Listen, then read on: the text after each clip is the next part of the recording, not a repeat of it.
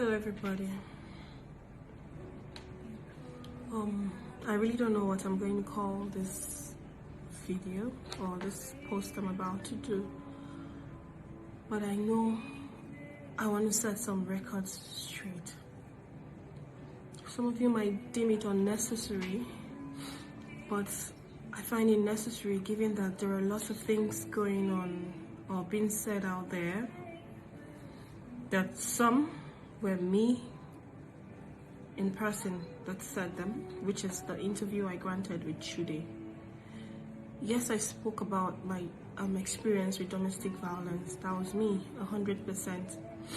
I did experience those things. I lived in them, and I'm okay speaking about it. Now, the second part is the story about my 6 years encounter.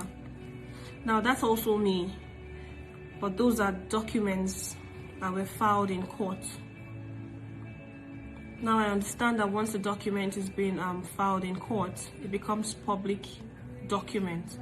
So I don't have control over those documents. It could as well be picked up and used to any point, or either from my end or from his end. So I don't have control of what people take and what people use. Now, the story is completely my story. You might choose to believe, you might choose to disbelieve. That's okay. The truth is, it's before the court, and they will determine if I lied or he lied or whoever lies. But that in particular is not the problem. The substance in this issue is not about who had what and who didn't have what in the relationship. It wasn't intended to put anyone in the bad light, and neither is it intended to talk about another person's incapabilities. Yes, he's called me bad names. He's done a lot in the past and said several horrendous things about me, which I did not respond to. My not responding to them was not because I was guilty or committed those offenses, but because I had respect for my kids in the first place, and I did not want them reading things up and down. Now you might say, why are you speaking now? I am speaking now because the same kids will ask me in the future, Mom, my father said this, or my friend said they read this from my father. Why did you not stand up for yourself? Why did you not speak up? Why did you not tell your side of the story? I don't know what I would say to my kids if that happens, but I would like them to know the truth as well, from the same medium that heard the lies. So this is not a vindictive situation.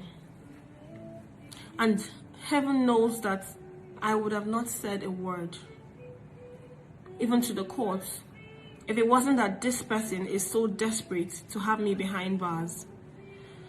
The only moment I figured out that I have to speak up was after I was docked in court for cases that I have no idea how I got involved with it. Criminal charges. And I have to answer for myself. I have my sister docked for a crime she knows nothing about, and we are likely to be charged for 3 years or 4 years more if this person can cook up evidences and make it look real that we did those things we did not do. Now we all know this is Nigeria. Someone can wake up and decide to concoct stories and people go to jail. Even abroad it happens. There's a story of the 6 guys that were jailed abroad for the park case. I think there was a movie done with that, and they knew nothing about it. And they served time for crimes they have no links with. Now, it dawned on me the first day I was docked and I had to take a plea if I was guilty or not guilty. It dawned on me that I haven't said a word. Nobody knows my side of the story. Nobody knows what happened in my 4 years, or my 7 years. okay, 6 years, because this is the 7th year, my 6 years of being involved with this person, I never said a word because I wanted to protect my kids. Now I have to speak up. Not because I want to have any malicious impact on him or the kids. Heaven knows that I'm one of the last people that would have my kids away from their father. No. If this person will be honest with you, he will tell you all that there were days when I begged him to at least pick one of these girls he flaunts around and stay with them and just give me my space to have my sanity and peace all intact. I wouldn't mind bringing the kids to him. I wouldn't even mind keeping up his usual charade of not letting the world know what I was going through.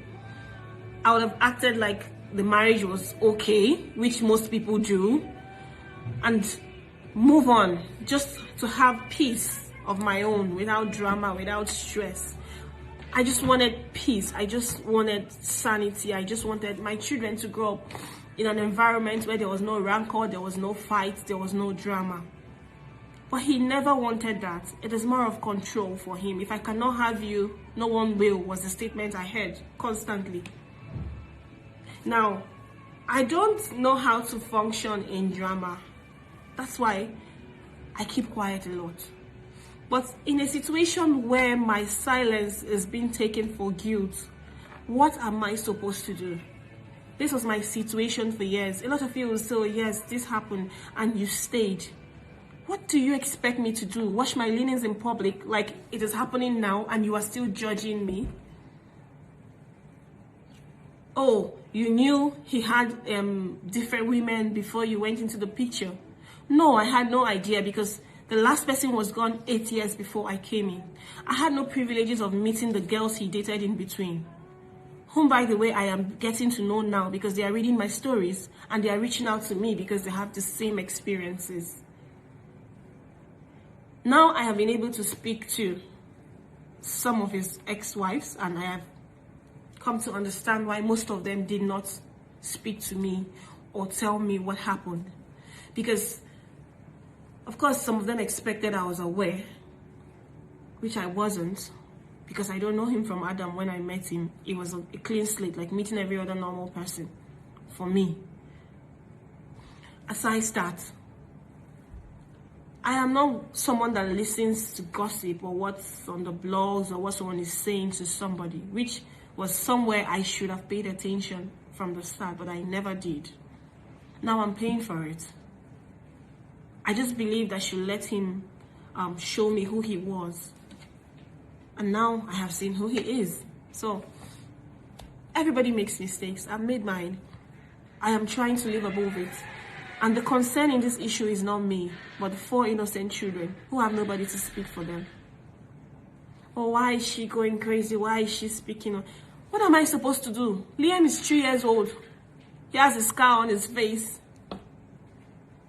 I don't know how that happened to him. I don't go to his school. I don't know his teachers. Yes, I figured where his school was later, but I can't storm his school without a court order. We are in court. There are certain things I cannot do. Not everybody handles things in a street manner. I'm not that crazy. I'm not wired that way.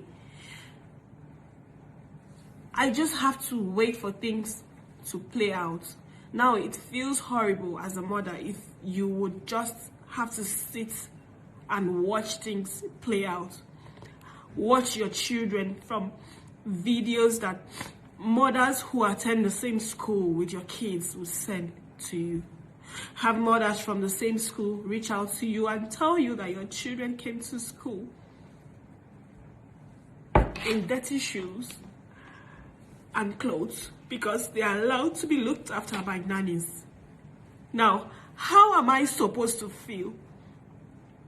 I'm in court and the lawyer says to me, uses derogatory words to me, and then I fought back and gave it back to him. And then the panel hears our shouting and invites them in chambers. And then he goes in there to throw it in that one of my sons has COVID. And that's the reason why I would not be allowed access, because the ruling was for me to have access to see my children this Christmas. Now, to make up for it, they would say one of them has COVID, so I'm not allowed to see him. Apparently, he doesn't have COVID. He threw that in just to block me from seeing my children, because the order was for me to see my children. And I'm supposed to keep quiet. I'm supposed to say nothing. I'm an adult, I can fight for myself. Liam is a child surrounded by nannies who his father apparently treats the way he likes, and they might have their personal vendetta hidden somewhere. They might decide to treat them the manner their father treats them sometimes. Forget the media charade. They are being scared to come out and tell lies about me.